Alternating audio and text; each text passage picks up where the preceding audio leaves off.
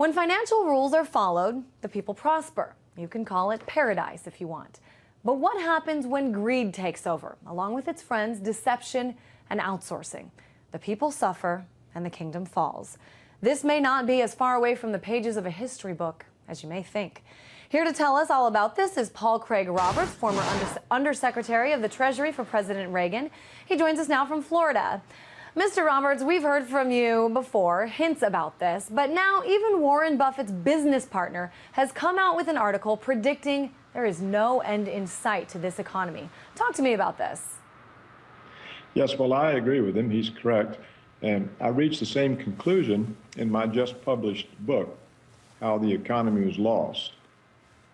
Mr. Buffett's partner focuses on the long-run problem, which is the $60 trillion in unfunded liabilities. And this is a problem because the Wall Street and the corporations have moved so many high-productivity jobs offshore, and with them, the American technology, so that the economy has lost the ability to create the kind of growth that would produce tax revenues that would make those $60 trillion in liabilities fundable. But there's also a short-run problem, and that's the current budget deficits. They're so large, they exceed the world supply saving, and there appears to be no real way to finance them except ultimately by printing money. And when the rest of the world, our creditors, perceive that, then the dollar status as reserve currency is in doubt. And if the dollar goes, so does American power. Now, let's talk about some of these issues. You brought up a few already. A bad gambling habit by some of these banks, and also big banks resistant to change, and they've got the money and the power of avoiding change. Now, these are factors some see as standing in the way of improvement. Give me some other things, really, that are preventing us from going in the right direction. Well, they can't regulate the banks because the banks own the government. They fund the campaigns that the politicians are dependent on the money. So we see there's been no success in re-regulating the banks that produce this crisis. There doesn't seem to be any prospect of closing the budget deficit or the trade deficit because so much production for the American markets is produced offshore. So when you move your own gross domestic product offshore, you move with it the incomes of the people and their purchasing power. So that's why they can't get the economy going. That's why the stimulus program has no effect. That's why the unemployment is still high and rising.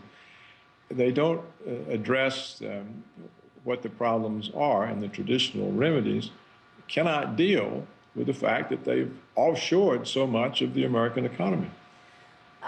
Let's look at history, though. We have seen over time a certain ebb and flow to the economy. Things improve, then they get bad, then they improve again. Isn't it possible that's just what we're seeing here?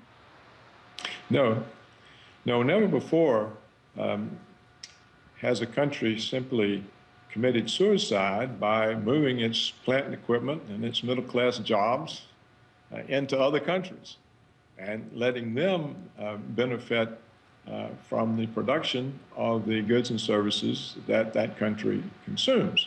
So every time you move American production offshore to China, for example, it comes back as an import and worsens the trade deficit.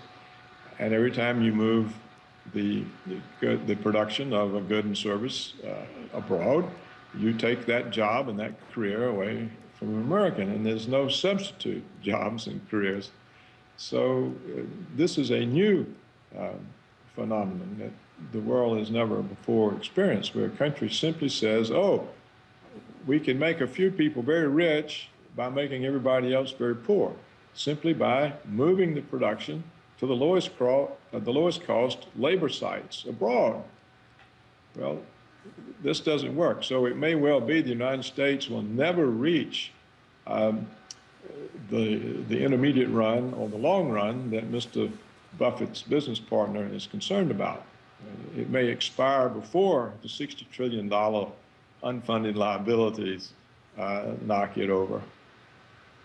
All right, Paul Craig Roberts, former undersecretary under President Reagan. I'm sure things have changed significantly since you were sitting in that chair. Thanks so much for joining us.